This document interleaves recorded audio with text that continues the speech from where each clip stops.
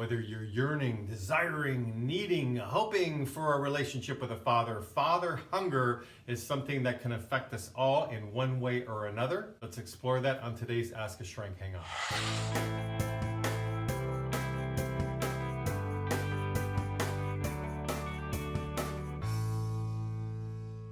So in thinking about making this video, I first started with myself, and what motivated me to make it was there was such a blob of gray area about my father in general. And when I try to put that into words, it's because I never really had much of a relationship with him at all. It's hard for me to use words because it's all sort of a blank space inside of me, an emptiness, a void. Now that's the loss of a father who was actually in the home. And in this case, in my life, he was in the home day in and day out, but so emotionally withdrawn, so absent in so many ways, never vulnerable, never sharing, you never could get to know him, that it's like not having a father. But then of course there's many more cases where a father has never been known by the child. The father bolted when the kid was an infant, maybe abandoned the family, maybe divorced the mother, maybe the father died when you were young, or maybe your mom's a single mom and got pregnant. Maybe she didn't even really know the father, completely lost touch. And so you've simply grown up without a father. You don't even know who he is. So we can throw all these things in one big pot, one big stew pot, and it all affects us the same way though. There's a yearning and a desiring and a needing and a wanting to sort of get to know, symbolically get to know, in terms of an emotional hope and a desire to have fatherly influence in our life. That's a father hunger. Now you can talk to many people when they get older whose father was gone or they just simply never knew. Or in my case, they were there, but they didn't have a relationship with the father. And they may grow up and just act like everything's cool. Like, no big deal, I never really knew him. Oh, he sucked ever since he left my mom when I was 3 years old. Who cares about him? And we can come up with all kinds of walls and barriers. And that's pretty common, right? That's a defense mechanism sometimes we need to have to protect us as we get older. It's a way to cope. But if we peel away the layers of the onion just by virtue of the fact that you're a human being, that even though you may need those defense mechanisms sometimes in your life to have coped growing up, it doesn't mean there's not real feelings under there. Feelings of hurt, of being abandoned, perhaps of neglect, perhaps of feeling unloved, not wanted, not cared for. Lots of tender feelings that are hard to feel. And so it's easier to just put up a bunch of boundaries and walls as we get older, but there's still underneath that usually a father hunger. I mean, of course it's important. The person who actually gave us life, whether we knew them or not, or whether our mother knew them or not, we have their DNA, we came from them. So of course we want to know on some level. We want to be connected, and it hurts and it's sad to know we're not connected. Now this video in no way is meant to take away the glory for women out there or the single moms who are raising wonderful families, doing excellent jobs. So for people like that, that's fantastic, and this video in no way is meant to diminish the strength and the courage of single mothers out there. This is just simply about the emotional part, the emotional ties of us as human beings wanting and desiring to know and or have a father figure in our life. How does not having a father around or knowing a father affect us? Well, there could be a 21-year-old female drug addict out there that's showing the world how she feels about not having a father in her life. Now, verbally, she's not saying that. She's out of touch with her feelings, perhaps. But she's showing the world how she feels by becoming an addict, finding a way to numb feelings, finding a way to deal with the fact that she actually feels abandoned by the fact that her dad left her when she was 2 years old. So we may be seeing it play out in a variety of ways. It could be with overeating, drugs or alcohol, a strong desire to say, I'm never falling in love with anybody, I'm on my own, I'm single. Or anger towards the same sex, or anger towards the opposite sex and not knowing where that's coming from. So many different ways it can filter out. But without being in touch with our feelings, you may never know. We may never know where that's coming from. But down deep, a child believes on some level many times that I'm responsible. There's something I must have done wrong. I'm not worthy. I just know it in my heart, and that's why I don't have a dad around.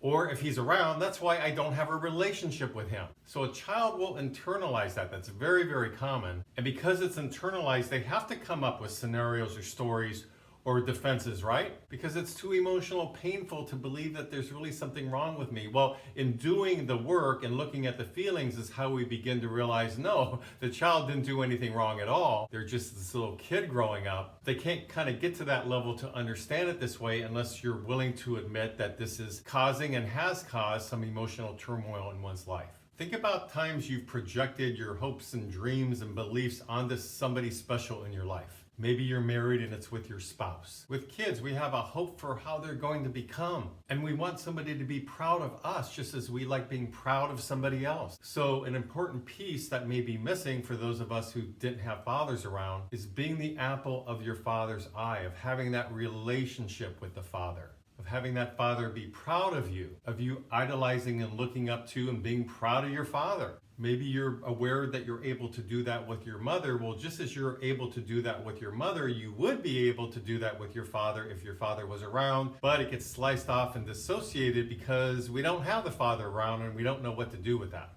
So basically, number one, it's realizing there may be an unhealed wound there, and that's fine. That's perfectly natural. There's millions of people that have that unhealed wound. The thing is people don't like to talk about it too much. They want to think they overcame it. Like, no, that doesn't really bother me. But being in denial about a feeling or minimizing it is not going to help us get through a situation. It's not going to help us really heal. So sometimes hurt, and then hurt can become anger, covers up what's really going on. And that's when it can hurt because we see other people hanging out with their dad. We see television shows or movies that portray the father figure with their family. We know fathers exist, so why don't I have one? Where's mine? And if he's in the house and I see him every day, why can't I connect with him? And then we can't fix it because there's nobody really there to fix it with. So all this can cause frustration and lead to other feelings like sadness, for example.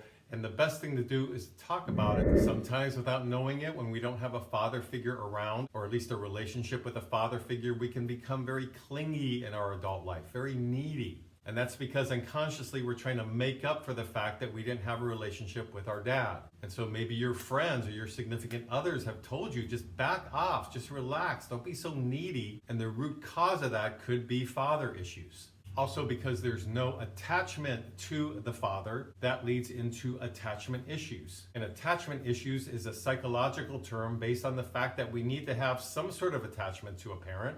Or another way of saying it is there's either going to be healthy attachment or unhealthy attachment. That's how we bond. So having an insecure attachment or no attachment means that as an adult, we may struggle in relationships. We may be afraid to risk intimacy, to be vulnerable. A lot of the misunderstandings that happens in relationships is because of the unworked, not dealt with trauma of the past, which includes not realizing how we really feel about not having a father around. So let's say there's a woman who now is in her fourth marriage. All the men are a little bit older than her and have maybe a strong personality. Could it be she's searching for her daddy through her whole adult life? There's a really good chance of that. It can play out in this way, unconsciously always seeking a connection with the father figure, looking for it in a spouse, going through one, yeah, no, that didn't really work. I was with you 3 years, but I'm not getting it, so let's just end this. And because she's not in touch with the real source of the issue, soon meets a similar man and is determined to find that sort of attachment with him, attachment to a father figure. He doesn't know this or even realize it's going on, and she doesn't either because it may be unconsciously driven. But now they're married and she's hoping for that void, that emptiness to go away. She's hoping it's going to be resolved by being married. But now after 3-4 years, no, that's not working either. So now she wants to divorce this one and move on to the next one, and so it goes. And it could be with a father with his sons in terms of being extra hard on that son, really coming down on them strong about everything, being very rigid, very black and white, unable to really connect or talk to that son well. Well, if he's willing to do some psychological work, it may stem from the fact that he's angry and resentful and bitter about the fact that his dad walked out on their family when he was 3 years old. Well, now he thinks he's okay. Screw my dad. He left. That's over with.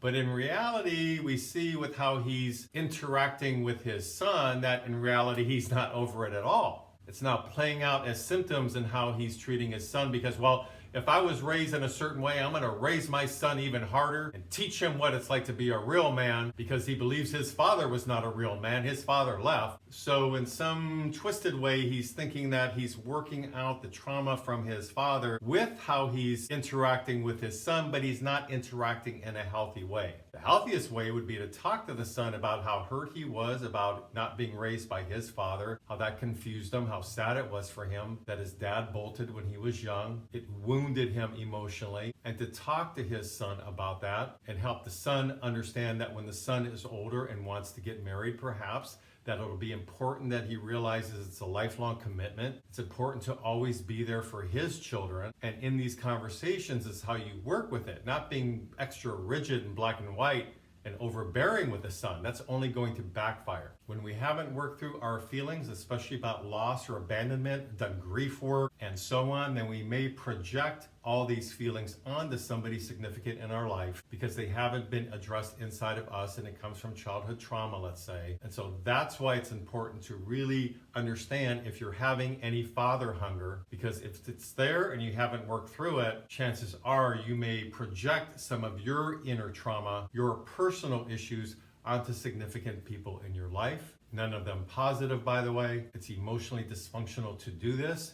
And that's why we have to be willing to look at tough, complicated feelings about not having a relationship with our father when we were growing up, whether they were physically gone, or in my case, whether he's in the home, but I just simply had no relationship with him. Either way, we have to examine how that has affected us.